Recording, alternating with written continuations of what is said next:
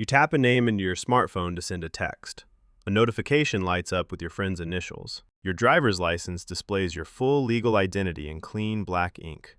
Every day, you use a specific sequence of sounds that connects you to the global legal system, your family history, and your social circle. It feels permanent. It feels automatic. But 40,000 years ago, there were no forms to fill out, no alphabets to write down, and no states to keep track of who belonged to whom. Yet, someone looked at another person and made a distinct sound that meant only them. This is the story of how humanity invented the ultimate social tool. Humans lived in small groups of 20 to 30 people for thousands of generations. In a group that small, everyone knows your voice, your gait, and your habits. You do not need a unique identifier when you are the only flint knapper in the camp. But as groups grew, coordination required something more precise than pointing a finger. Imagine a dark cave in southern France during the last ice age. A hunter tracks an animal through the dense brush. He needs his brother to move to the left side of the thicket immediately. Grunting or mimicking a bird call might signal danger,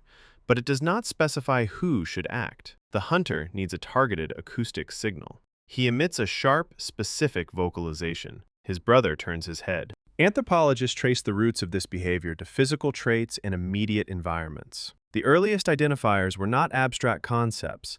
They were descriptions of what a person did, what they looked like, or where they were born. A person with a scarred arm became the scar. A person who ran fast became the deer. A person who lived near the high ridge became the ridge. Language shifted from simple survival commands to complex social mapping. In these small bands, names were fluid. You did not keep the same sounds from birth to death. An infant might be called a soft sound based on its cry. When that infant grew and killed its first wolf, the group threw away the old sound. The young hunter received a new vocal token reflecting the kill. If they broke a leg later in life and walked with a limp, the community shifted the sound again to match the new reality. Identity was a living description, not a fixed bureaucratic stamp.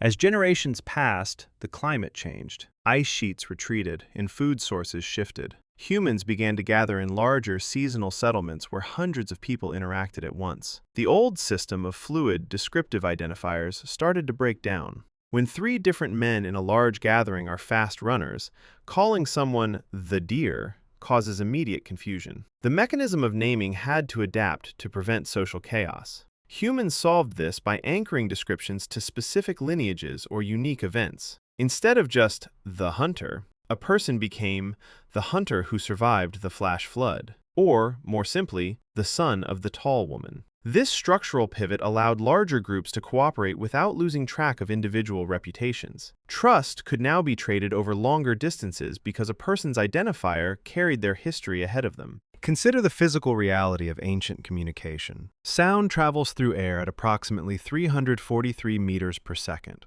In an open savanna or a dense forest, a voice loses clarity quickly. The sounds chosen for early identifiers needed to be distinct, sharp, and easy to hear over the rustle of leaves or the roar of a river. Heavy consonants and sharp stops predominated. The sounds had to cut through environmental noise to deliver an instant psychological hit to the recipient. Inside the early agricultural villages of the Fertile Crescent, about 10,000 years ago, the stakes grew higher. People began owning plots of land, storing grain, and herding specific animals. Property required permanence. If a piece of land belonged to you, your neighbors needed to know that it would belong to your children after you died. Fluid identifiers that changed with your physical condition were no longer practical for resource management.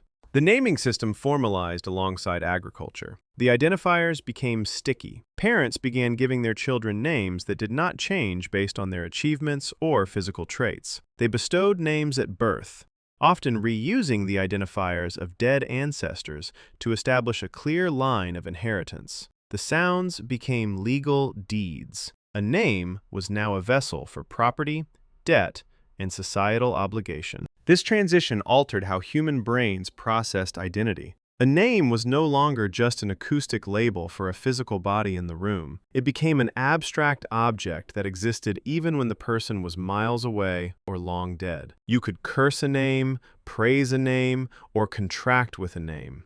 It allowed humans to build complex hierarchies and networks of credit that outlasted any single human lifespan. When writing emerged in Mesopotamia around 5,000 years ago, the very first recorded names were not those of kings, poets, or heroic warriors. They were the names of accountants, slaves, and buyers of barley. The earliest known recorded name in human history is found on a clay tablet from ancient Sumer, dating to around 3100 BCE. The tablet tracks shipments of barley. On it, the symbols for Gal-san are inscribed. Gal-san was a middle-level administrator managing grain supplies. The state machine required legible subjects. To tax a population, a ruler must know exactly who lives in each mud brick house. To draft an army, the state must list every eligible male by a permanent vocal and visual mark. Writing locked the fluid sounds of the ancient world into rigid, unyielding clay. The names of regular people became property of the state ledger. Yet, underneath the official records, the ancient instinct to use names as a psychological shield remained. In many early cultures, revealing your true identifier to a stranger was considered dangerous. If an enemy knew the exact sounds that represented your soul, they could use that knowledge to weave curses or command your actions. People carried public names for daily trade, and secret names kept hidden from everyone except their immediate family. We look back at these ancient people through bones, stone tools, and ruined walls. We can measure their cranial capacity, analyze the stable isotopes in their teeth to see what they ate, and sequence their ancient DNA to map their migrations across continents. We know the exact dimensions of their hearths and the weight of their copper axes, but the air molecules that carried their spoken identities have long since dispersed into space. Every morning you wake up, look in the mirror, and answer to a sequence of syllables passed down through centuries of linguistic mutation, religious tradition, and state registration. You carry your identity as an absolute certainty. But the ancient system that birthed this concept was built entirely on fragile breath, shifting reputations, and the immediate need to be heard across a flickering campfire.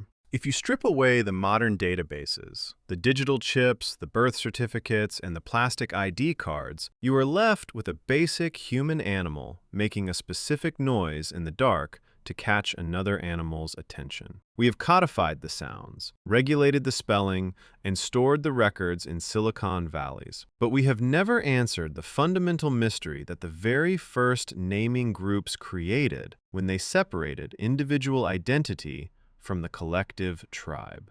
Who are you when the tribe stops repeating your sound?